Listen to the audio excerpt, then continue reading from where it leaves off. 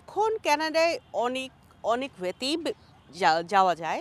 বর্তমানে কানাডার প্রতি খুব ঝোঁক। সেখানে উন্নত জীবনযাত্রার জন্য অনেকেই যেতে চান, স্থায়ী হতে চান। সেই বিষয়টা যদি একটু বিস্তারিত বলেন। এক নজর না দেখিলে বন্ধু দুনিয়া আন্ধার হয়, পাশে তোমায় না পাইলে বন্ধু মন যেন অনেকে বলে রিয়েল এস্টেটেও অনেক সুযোগ রয়েছে ইনভেস্ট করার, ইনভেস্ট ক্যাটাগরিতে যাওয়ার, যদি সেখানকার রিয়েল এস্টেটে ইনভেস্ট কেউ করে। আসলেও কি তাই? আমারও পরানো যাহা চায় তুমি তাই, তুমি তাই গো। মধু হই হই বিষ খাওয়াইলা, মধু হই হই বিষ খাওয়াইলা হন হারণে। বন্ধু 3 দিন তোর বাড়িতে গেলাম, দেখা পাইলাম না বন্ধু 3 দিন। কোন কোন প্রফেশনালদের সুবিধাটা বেশি সেখানে বা সুযোগটা বেশি?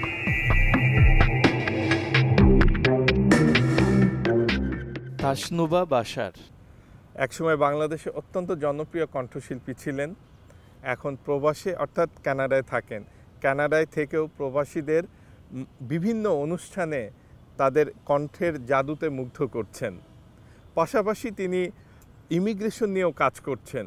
কি কাজ করছেন এবং তার গান, সঙ্গীত চর্চা সব নিয়েই কথা বলবো। প্রবাসে কেমন চলছে আপনার? আলহামদুলিল্লাহ, প্রবাসে আমার খুব ভালো চলছে। প্রবাসী বাঙালিদের সাথে আমার একটা অনেক নিবিড় সম্পর্ক রয়েছে। আমি প্রবাসী বাঙালিদের সাথে ওতপ্রোতভাবে কাজ করি, কমিউনিটির জন্য বিভিন্ন রকমের কাজ করে থাকি।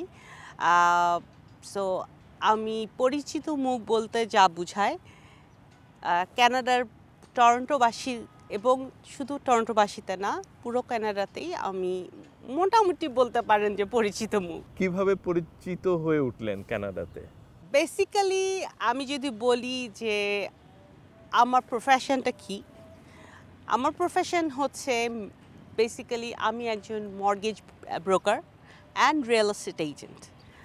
তো এই দুটো প্রফেশনই সাইমালটেনিয়াসলি কাজ করে, এবং এটা আপনার চাকরি বলা চলে। আমি একজন উদ্যোক্তা বলতে পারেন সেই ক্ষেত্রে।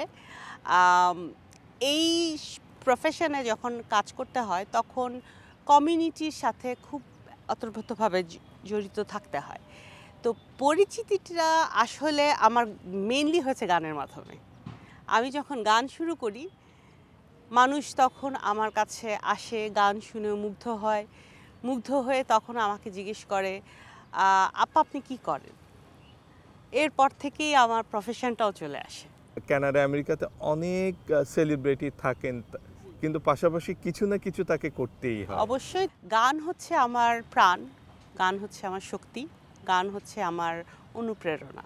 গান তো অবশ্যই শুনবো, আমরা এই অনুষ্ঠানেই শুনবো, কিন্তু তার আগে একটু যদি একটু বিস্তারিত বলেন যে ইমিগ্রেশনের যে কথা বলছিলেন, যেটা আমরা বাংলাদেশের অনেকেই ইউরোপ, আমেরিকা, বিশেষ করে বর্তমানে কানাডার প্রতি খুব ঝোঁক।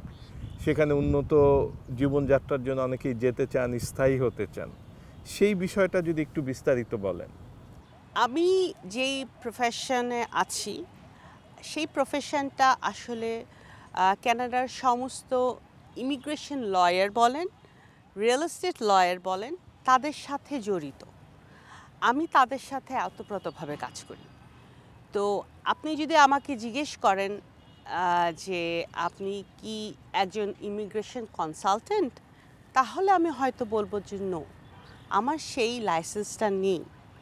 বাট আমি যাদের লাইসেন্স আছে তাদের প্রতিনিধি হিসাবে কাজ করি। আমার প্রতিষ্ঠানটা তাদের সাথেই কাজ করে। তাহলে তো নিশ্চয়ই ল সম্পর্কে অনেক ধারণা আছে। যারা যেতে চান তাদের যদি একটু পরামর্শ দেন, কিভাবে প্রসেসটা কিভাবে শুরু করতে হবে, কি কি ক্ষেত্রে যাওয়ার সুবিধাটা বেশি? এখন কানাডায় অনেক অনেক ওয়েতেই যাওয়া যায়। যেমন এক সময় ছিল যে এক্সপ্রেস এন্ট্রি বলে, যেটা ডাইরেক্টলি পিআর দিয়ে নিয়ে যেতে পারতো। তবে ওখানে কিছু পয়েন্টের ব্যাপার আছে। বয়সের ব্যাপার আছে। সো সেইগুলো কাউন্ট করার পরে তারপরে তারা অ্যাপ্লিকেশন করলে তাদের একটা কোটা থাকে কানাডার ইমিগ্রেশনে, বিশেষ করে এক্সপ্রেস এন্ট্রির ক্ষেত্রে। তো সেই কোটার মধ্যে যদি পড়ে এবং সিলেক্ট হয় দেন they can go.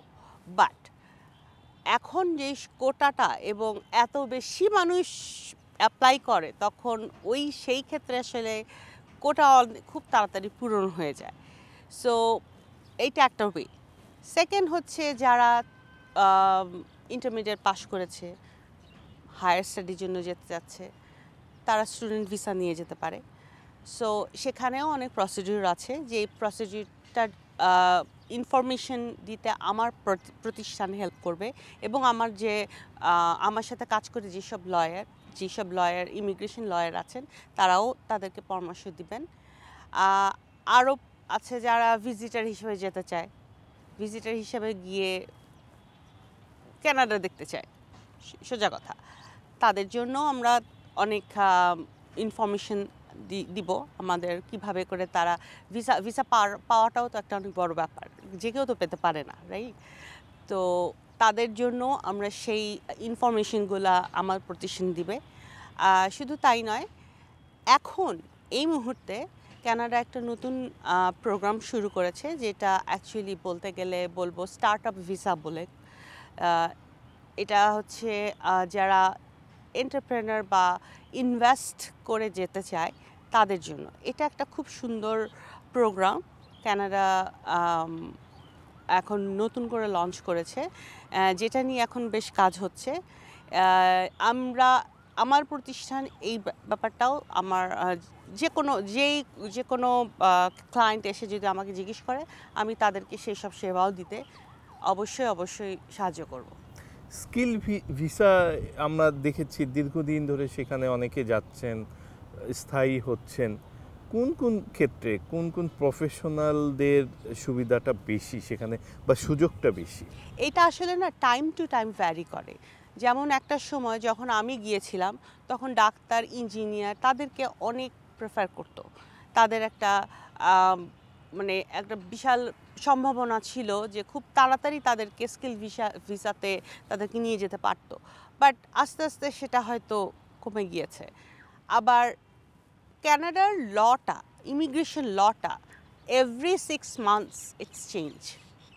So if you ask me after 6 months what will happen, I don't know. So it depends on totally Canadian ইমিগ্রেশনের উপরে। আজকে হয়তো যেই জিনিসটা নিয়ে তারা খুব আগ্রহ প্রকাশ করছে, 6 মাস পর কি ইভেন 3 months পরও তারা হয়তো সব জিনিসটাই বন্ধ করে দিবে। সো আমরা আসলে সেটা বলতে পারি না। তো এই জন্যই ইমিগ্রেশন লয়ার এবং যারা কানাডার ইমিগ্রেশন নিয়ে কাজ করে তাদেরকে অলওয়েজ এডুকেটেড থাকতে হয় ইমিগ্রেশন লটা কিভাবে করে কাজ করছে, তারা নতুন কি জিনিস নিয়ে আসছে। পড়াশোনা করাকালীন বা পড়াশোনা শেষে তাদের স্থায়ী হওয়ার বিষয়টা কতটা কঠিন বা সহজ? অনেককে দেখেছি যে পড়াশোনা শেষ করে ফেরত এসেছেন, আবার অনেকে সেখানে থেকে যাচ্ছেন, ভালো জব করছেন, আবার অনেকের শুনি যে কাগজ হতে অনেক সময় লাগছে। এই বিষয়গুলো যদি একটু বিস্তারিত বলেন। একজন স্টুডেন্ট যখন কানাডায় যান, it's totally up to them if they want to stay over there or they want to come back. Stay করার অনেক ওয়ে আছে, যেমন ফর এক্সাম্পল একজন বিজনেস ধরেন কোনো সাবজেক্ট এসে পড়তে গেল, বিজনেসের উপর পড়তে গিয়েছে। So obviously they are going for 2 years or 3 years course. So সেই কোর্সটা করার পরে তাকে 1 বছরের জন্য সে যে কোর্সটা করেছে সেই রিলেটেড জব তাকে করতে হবে। জব করার পরে দেন সে অ্যাপ্লাই করতে পারবে যে yes I am here, I am doing job, so can I apply for PR or আমি কি এখানে থাকতে পারি কি না, তখন প্রসেসটা শুরু হয়। তো যারা থাকতে চায় তারা ওভাবে করে, যারা থাকতে চায় না তারা চলে আসে। আর দেরির ব্যাপারটা যেটা বলছেন এটা আসলে ওই যে বললাম ক্যানাডিয়ান ল, ইমিগ্রেশন লয়ের উপর ডিপেন্ড করছে কে কখন কোন সময়টাতে আসলে তারা বেশি এমফাসাইজ করছে কোন জিনিসটার উপর। সো দেরি বলেন, অনেক সময় যেমন কিছু কিছু ক্ষেত্রে ভিজিট ভিসাটাও কিন্তু অনেক দেরিতে আসে। আমরা বলি যে 3 মাস, এমনও হয় যে 6 মাস পরে ভিজিট ভিসা পাচ্ছে। কেন? কারণ অনেক ব্যাকলগ চলে আসে। কারণ ওখানে যারা কাজ করে তারা এত বেশি লট নিয়ে কাজ করে, তারা স্টাক হয়ে যায়। তো তখন এই জিনিসটা হয়ে যায় ব্যাকলগ। সেই ক্ষেত্রে মানে দেরির ব্যাপারটা তখনই আসে। আর ইনভেস্ট ক্যাটাগরিতে সুযোগটা কেমন? এখন ইনভেস্ট ক্যাটাগরিতে অনেক সুযোগ আছে। সেটা আসলে বিস্তারিত বলতে গেলে আপনার পুরো প্রোগ্রাম লেগে যাবে।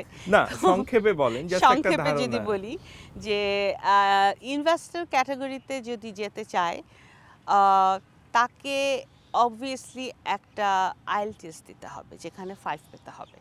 তবে স্টার্ট আপ ভিসার একটা সুবিধা হচ্ছে এখানে কোনো এজ লিমিট নেই।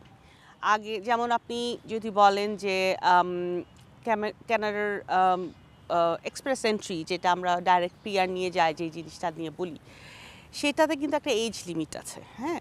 কিন্তু স্টার্ট আপ ভিসায় কোনো এজ লিমিট নেই। তো 60 ইয়ার্স ওল্ড সেও যেতে পারবে। তাকে একটা ইংলিশ ইংলিশের একটা এক্সাম দিতে হবে, সেখানে মিনিমাম 5 তাকে পেতে হবে। এবং এরপরে আরও কিছু ক্রাইটেরিয়া আছে। সো সেই ক্রাইটেরিয়াগুলো ফুলফিল করলে তখন এই স্টার্ট আপ ভিসার প্রসেসটা শুরু হয়ে যাবে, এবং ইট tax about 40 months to get a PR. Investor ক্যাটাগরিতে কি ধরনের ইনভেস্ট এইটা করতে ডিপেন্ড পারলে? করে, এইটা আসলে ডিপেন্ড করে কি টাইপের বিজনেসের উপরে এইটাকে কোন ফোকাস ধরনের করা বিজনেসের হচ্ছে। সুবিধা বেশি? হ্যাঁ, যেমন আইটি খুব ভালো করবে, কিন্তু এটার ইনভেস্টের ইয়েটা অনেক বড়, মানে যেমন? পরিমাণটা অনেক বড়। যেমন? এটা আসলে আমি এভাবে করে বলতে পারবো না। সার্টিফাইড প্রমোশনদাতা, তাদের কাছ থেকে জানাটাই বেটার। সো এই জন্যই আমার কোম্পানি তাদেরকে হেল্প করবে। আমি ডাইরেক্টলি আমার কোম্পানির সাথে যারা যোগাযোগ করবে তাদের সাথে আমার যেই লয়াররা আছে তাদের সাথে আমি যোগাযোগ করিয়ে দিব। যা যা ইনফরমেশন তাদের দরকার সব ধরনের ইনফরমেশন তারা পেয়ে যাবে। অনেকে বলে রিয়েল এস্টেটেও অনেক সুযোগ রয়েছে ইনভেস্ট করার, ইনভেস্ট ক্যাটাগরিতে যাওয়ার, যদি সেখানকার রিয়েল এস্টেটে ইনভেস্ট কেউ করে। আসলেও কি তাই? রিয়েল এস্টেটে যদি ইনভেস্ট করতে হয়, you have to have a PR, permanent residence, যেটা অনেক আগে ছিল। গত 2-3 বছর ধরে ক্যানাডিয়ান গভর্নমেন্ট সেটা বন্ধ করে দিয়েছে, যে অন্য কেউ ইনভেস্টার এসে বাসাবাড়ি কিনে তারা এখানে থাকার একটা পসিবিলিটি, সেই জিনিসটা আসলে কানাডা বন্ধ করে দিয়েছে এখন পর্যন্ত। আবার নতুন ল চালু হলে হয়তো বা আবার শুরু করবে। সো ফর রাইট নাও যাদের কানাডিয়ান পার্মানেন্ট রেসিডেন্ট আছে, they can only buy house. এখানেও গান গেতেন, এখন প্রবাসেও গান গান, সেই পার্থক্যটা কি? গান এমন একটা মাধ্যম, সেটা আপনি যেখানেই থাকেন না কেন, যে দেশেই থাকেন না কেন, প্রত্যেকটা মানুষের মনকে ছুঁয়ে যায়, ভাষাকে ছুঁয়ে যায়। সো আমি আসলে প্রবাসে থাকাকালীন অবস্থায় বেশি আসলে পপুলার হয়েছি আমি বলবো। ওখানে আমি যেমন টরন্টোতে বিভিন্ন রকম প্রোগ্রাম করে থাকি। রিসেন্টলি আমার একটা নিজস্ব প্রোগ্রামও হয়েছে। ফোবানাতে প্রোগ্রাম করেছি, বিভিন্ন কালচারাল প্রোগ্রাম করেছি, ক্যালগারিতে গিয়েছি তাদের ইনভাইটেশনে। আমি স্টেজ শেয়ার করেছি চিরকুটের সাথে, অটোয়াতে, তারপর মন্ট্রিয়ালে, ইউএসএতেও আমার যাওয়ার প্ল্যান আছে। কি গান বেশি শুনতে চান প্রবাসীরা? আমার মতে আমি মনে করি আসলে তারা খুব স্ট্রেসফুল লাইফে থাকে, always everybody is working, right? যখন গান শুনতে যায় তারা আসলে তাদের স্ট্রেস রিলিফ করতে যায়। তো সেজন্য তারা পছন্দ করে কিছু চটপটে ধুমধারাক্কা কিছু গান। হ্যাঁ, তবে এটাও ঠিক যে সবাই যে একটু একই টাইপের গান, 2-3 লাইন গেয়ে যদি বুঝান আমাদেরকে যে এই ধরনের গান। যেমন বেবি নাজিনের একটা গান আছে, এক নজর না দেখিলে বন্ধু দুনিয়া আন্ধার হয়, পাশে তোমায় না পাইলে বন্ধু মন যেন এই তো এই টাইপের গানগুলোই আসলে ওখানে খুব চলে। বেবি নাজিম কিন্তু বেশ কয়েকবারই গিয়েছেন আমাদের ওখানে গান গেতে, আমরা প্রোগ্রাম অ্যারেঞ্জ করেছি, তো তার এইসব গান খুব চলে ওখানে। আপনি কোন গানগুলো গিয়ে বেশি স্বাচ্ছন্দ্য বোধ করেন? স্বাচ্ছন্দ্য বোধ করি আমি খুব স্লো এবং মেলোডিয়াস গান গাই, যেমন যেমন রবীন্দ্রসঙ্গীত। শুনি না। আমারও পরানো যাহা চায় তুমি তাই, তুমি তাই গো, আমারও পরানো যাহা চায় তোমা ছাড়া এ জগতে মোর কেহ নাই, কিছু নাই গো, আমারও পরানো যাহা চায়। বাহ, চমৎকার। আর আধুনিক গান? হ্যাঁ, আধুনিক গানও আমার খুব ভালো লাগে, আমি গাইতে পছন্দ করি। স্লো মেলোডিয়াস বলেন, সব ধরনের গানই আমি পছন্দ করি গান গাইতে। রিসেন্টলি যেমন ববিতা আপা গিয়েছিলেন কানাডাতে, চম্পাপা গিয়েছিলেন, তার সামনে আমার গান গাওয়ার সৌভাগ্য হয়েছিল এবং তারই সিনেমার গান গিয়েছিলাম এবং উনি আমাকে এই কথা বলেছে যে তুমি আমাকে আমার সেই দিনগুলোর কথা মনে করিয়ে দিয়েছো। কোন গানটা সে? গানেরই খাতায় স্বরলিপি লিখে। একটু শুনি। গানেরই খাতায় স্বরলিপি লিখে বলো কি হবে জীবন খাতার শূন্য পাতায় শুধু বেহিসাবে পড়ে রবে গানেরই খাতায় স্বরলিপি লিখে। বাহ, গানটা খুব মানে ববিতা আপা অনেক পছন্দ করেছেন জি, এবং ওনার এই গানটি তো আসলে খুব কালজয়ী গান। কালজয়ী গান। আমাদের দেশের যে পুরোনো দিনের সিনেমার যে গানগুলো, সেগুলো আসলে অসাধারণ। এখনও আমরা সেগুলো ভুলতে পারি না। আমি বলবো 70s 80s সময়কার যত গান আছে সব গানই কিন্তু দেখবেন রিমিক্স হচ্ছে, নতুন করে কিন্তু সেই ধরনের গান আর তৈরি হচ্ছে না। আস্তে আস্তে আমরা হারিয়ে ফেলছি আমাদের সেই সব শিল্পীদেরকে। নতুন শিল্পী আসছে যদিও, কিন্তু সেভাবে কি মন কারো ছুঁতে পারছে, সেটাও একটা প্রশ্ন। বিষয় অবশ্যই। আর কি আধুনিক গান, কোন গানগুলো খুব দর্শকরা প্রবাসীরা খুব পছন্দ করেন? প্রবাসীরা খুব ঝাঁকানাকা টাইপের গান পছন্দ করে আমি বলবো। কিন্তু আপনি এইমাত্র যে গানটি ববিতা আপার যে গানটি গেয়েছেন, এই ধরনের তো ববিতা আপা বা কবরীর, শাবানা অনেক গান রয়েছে, সেগুলো নিশ্চয়ই অনুরোধ আসে আপনার কাছে অনুষ্ঠানগুলোতে? আমার কাছে রিকোয়েস্ট আসে সাবিনা ইয়াসমিনের গান, ওটা যেমন ওরে শাম্পানওয়ালা, ও রে শাম্পানওয়ালা তুই আমারে করলি দিওয়ানা, তুই আমারে করলি দিওয়ানা রে শাম্পানওয়ালা তুই আমারে করলি দিওয়ানা। আমি শুনেছি প্রবাসী অনেকেই বলেছেন যে তাসনুবা শাহনেওয়াজ রহমতুল্লাহর গান খুব সুন্দর গান। আমি চেষ্টা করি, তিনি একজন লেজেন্ড, তার গান গাওয়া একটা ভাগ্যের ব্যাপার। আমি চেষ্টা করি, অবভিয়াসলি আমি তার মতো কখনোই গাইতে পারি না, আমি চেষ্টা করি কারণ আমি তার গান খুব পছন্দ করি এজন্য। যেমন তার একটা কালজয়ী গান আছে পারি না ভুলে যেতে, যেটা ববিতা আপা গান গিয়েছিলেন, এই গানটাও আমি তাকে শুনিয়েছি, যেটা উনি খুব পছন্দ করেছিলেন। এবার আমাদেরকে শোনান। পারি না ভুলে যেতে স্মৃতিরা মালা গেথে হারানো সে পৃথিবীতে ডেকে নিয়ে যায় আমারে কাদায় আমারে কাদায়। আপনার সম্প্রতি একটি সিডি বের হয়েছে, সিডি নিয়ে একটু বলেন যে এই এতদিন পর বাংলাদেশে এসে এত জাঁকজমক করে সিডি বের করলেন। আমি মেইনলি ফোক সংগুলোর উপর বেশি ফোকাস করেছি, কারণ ফোক সং আসলে সবাই পছন্দ করে। ফোক সং হচ্ছে আমাদের ঐতিহ্য বলতে গেলে, তো এই জন্য মাটির মানুষের গান। হ্যাঁ, তো সেজন্য আমি ফোক সংগুলোর উপরে বেশি করেছি। বাট আপনি এটাকে বলতে পারেন ফোক ফিউশন। ঠিক ফোকটাকে একটু অন্যভাবে করে উপস্থাপন করা।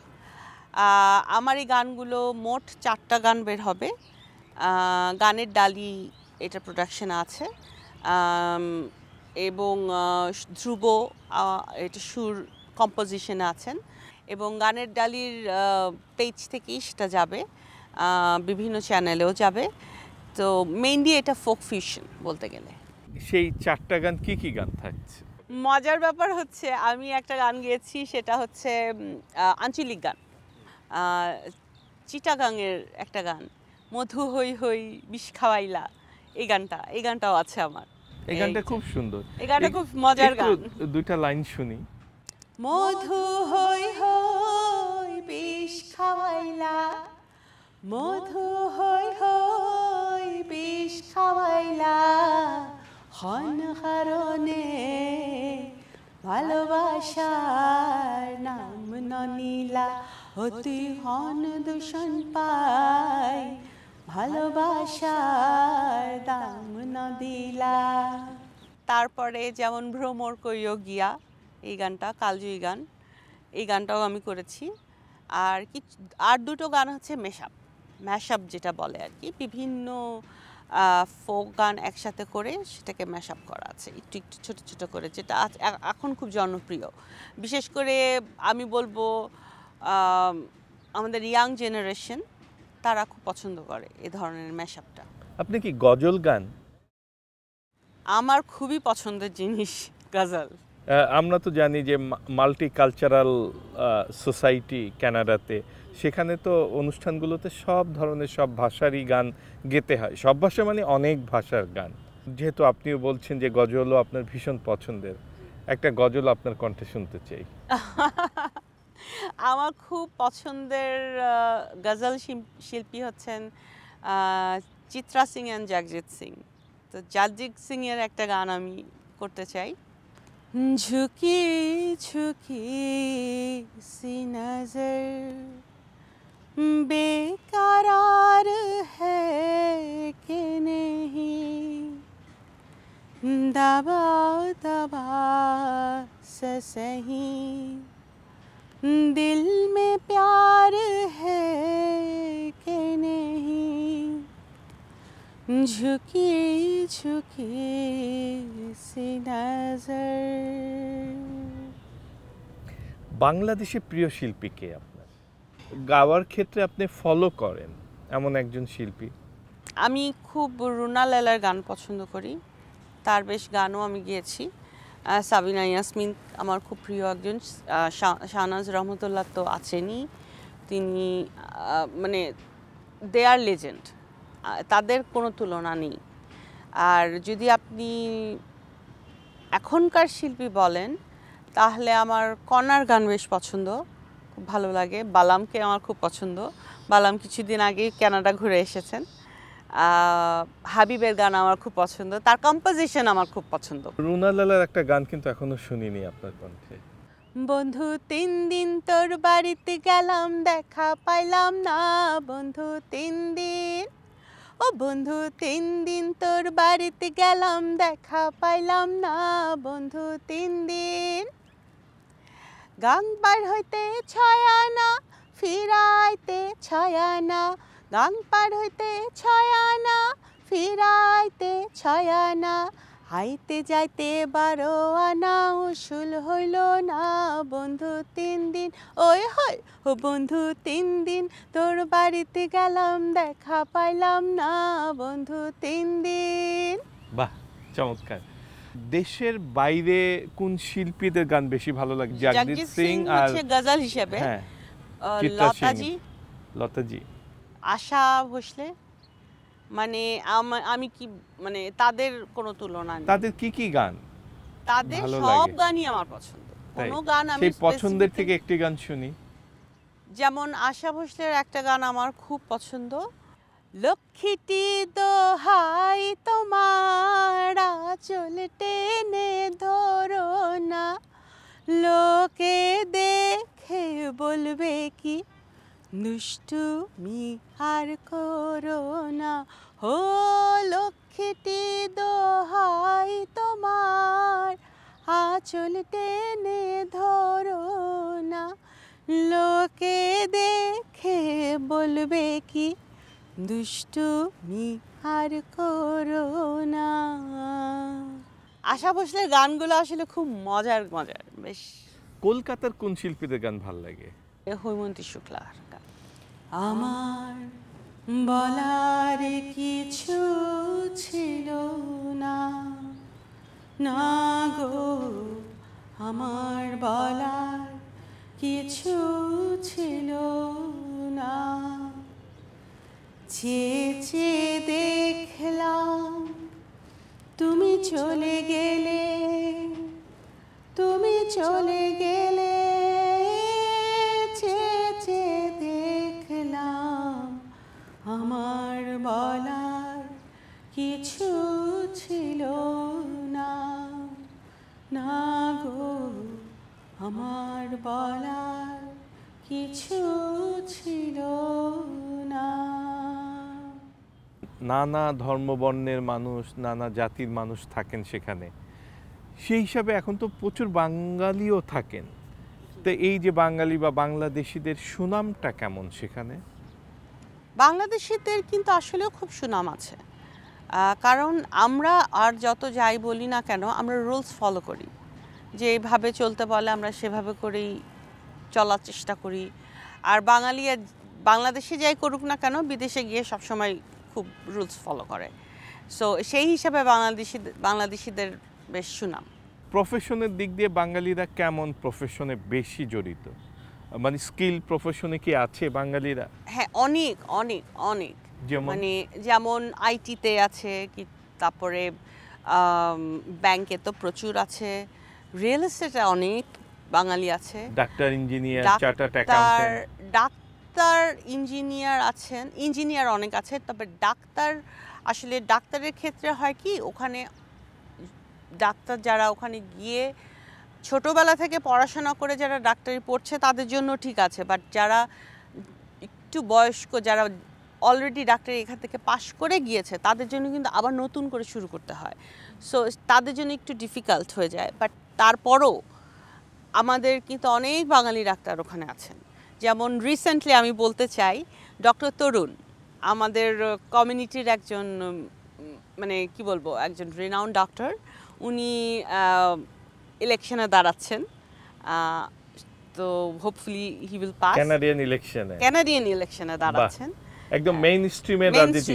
হ্যাঁ, Good. এবং and he is a excellent doctor.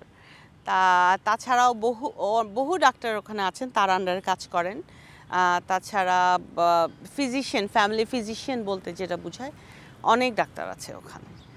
Specialist আমার মতে, আমার ঠিক নাম মনে পড়ছে না, বাট স্পেশালিস্টও আছেন। এইখান থেকে যারা যেতে চান, আপনার কি মনে হয় কোন প্রফেশনে তারা এইখান থেকে পড়াশোনা করে গেলে সেখানে ভালো জব পাওয়া যাবে? আমি যেটা বলবো যে কানাডা যেসব জবগুলোকে প্রায়োরিটি দিচ্ছে, অলওয়েজ এটা চেঞ্জ হয়। অ্যাকাউন্টিং, নার্সিং, এটা এক সময় ছিল, এখন যে নার্সিংটা তারপরও এখন বলবো, যেমন বয়স্কদেরকে দেখার জন্য যে প্রফেশন যেটাকে বলে পিএনজি খুব সম্ভবত, আই এম নট শিওর, সেই জিনিসটা এখন সেই প্রফেশনটা এখন বেশ চলছে। ওই প্রফেশনে গেলে তারা বেশ ভালোই করবে। কেন ওইখানে বয়স্কদের সংখ্যা বেশি বেশি নাকি? বেড়ে গেছে, হ্যাঁ বেড়ে গেছে। তাদের দেখাশোনা করার জন্য আসলে লোক লাগে। যেমন আমি যে বাসাটা থাকি তার পাশেই একটা বয়স্ক কি বলে ওল্ড হোম আছে, যেখানে এই সেই ওল্ড হোমগুলো কিন্তু বাংলাদেশের ওল্ড হোমের মতন না। তারা মানে ওখানে ডাক্তার থাকে, নার্স থাকে, কেয়ার নেওয়ার কেয়ার গিভার যারা বলে, এটাকে বলে কেয়ার গিভার থাকে। সো সেই সব জায়গায় কিন্তু আসলে জবের অনেক অপরচুনিটি আছে তাদের জন্য। যারা যেতে চাচ্ছেন বাংলাদেশ থেকে স্থায়ী হতে যেতে চাচ্ছেন কানাডায়, সেটা পড়াশোনার জন্য হোক, চাকরির জন্য হোক, বিনিয়োগের জন্য হোক, বিভিন্নভাবে যেতে চাচ্ছেন, তাদের প্রতি পরামর্শটা কি আপনার? প্রথম কথা হচ্ছে তাদেরকে ধৈর্য ধরতে হবে। ইটস নট দ্যাট, দেখেন একটা আমরা এই দেশে যখন নতুন করে কোনো কিছু করি বা কোনো প্রফেশনে যাই, একটা জবে ঢুকেই কি আমরা অনেক বড় কিছু করে ফেলতে পারি? তা কিন্তু না। It takes time, right? ঠিক সেরকম বাংলাদেশ থেকে যখন আপনি একটা নতুন দেশে যাবেন, যাওয়ার পরে যখন ওখানে গিয়ে অবভিয়াসলি একটা স্ট্রাগল পিরিয়ড চলবে, সে যেভাবেই যাক না কেন, সেই সময়টা তাকে ধৈর্য ধরতে হবে। এই সময়টা যে পার করে ফেলতে পারবে সেই সাকসেসফুল। আরেকটা ল্যাঙ্গুয়েজ ব্যারিয়ার যে আছে, ল্যাঙ্গুয়েজ ব্যারিয়ার তো সবসময় থাকবে। আমাদের তো এখনও আমি বাংলাদেশি, ওখানে গিয়ে কাজ করি, কিন্তু এখনও কিন্তু আমি যখন সাদাদের সাথে কাজ করি আমার কিন্তু বুঝতে প্রবলেম হয়, কারণ তাদের এক টাইপের ল্যাঙ্গুয়েজ, তারা বলার ভঙ্গি একরকম, তাদের জোকসগুলাও অন্যরকম, ওগুলো বুঝতেও আমাদের অনেক সময় সমস্যা হয়ে যায়। এইটা মোকাবেলার কি কোনো শর্টকাট পদ্ধতি আছে? শর্টকাট পদ্ধতি আসলে হচ্ছে যত আপনি এটা ইটস আ প্র্যাকটিস। মানে হিয়ারিং করতে হবে, ওদের মুভিগুলো দেখতে হবে, হ্যাঁ, যত ওদের শুনবেন, যত স্টাইল, কথা বলবেন, বলার। তত আপনি স্কিলড হবেন। আপনি যত তাদের সাথে মিশবেন তত আপনি স্কিলড হবেন। যত আপনি তাদের সাথে মিশবেন না তত ভুলে যাবেন।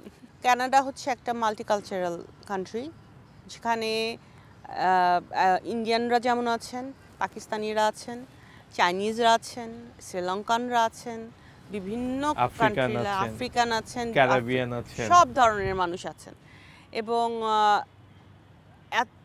এত ফ্রেন্ডলি যে কেউ কখনো কারো কালচারে আঘাত করে কখনো কিছু বলে না। আপনাকে শেষ প্রশ্ন, যদি একটু তুলনা করতে বলি আমেরিকার কানাডা, আপনার কাছে কোনটা বেশি? আমার কাছে কানাডা ভালো লাগে। আমার কাছে কানাডা ভালো লাগে এই কারণে যে আমেরিকা কিছু কিছু ক্ষেত্রে আমার কেন জানি মনে একটু হলেও রেসিস্ট হতে পারে। আমার খুব ভালো লাগে তখন যখন আমি নামাজ পড়তে যাই একটা মসজিদে। মানে বাংলাদেশে কিন্তু মেয়েরা মসজিদের নামাজ পড়তে খুব কম যায়, ওখানে কিন্তু সবাই যায়। আমি যখন যাই তখন দেখি যে বিভিন্ন দেশের মানুষ একসাথে বসে নামাজ পড়ছে। জিনিসটা যে এত সুন্দর হতে পারে, সেটা আসলে নিজ চোখে না দেখলে কেউ বুঝতে পারবে না। চ্যানেল 24-এর সকল দর্শককে ধন্যবাদ। আমার জন্য অনেক দোয়া করবেন যেন আমি কমিউনিটির জন্য আরও কাজ করতে পারি এবং দেশের জন্য আরও কাজ করতে পারি।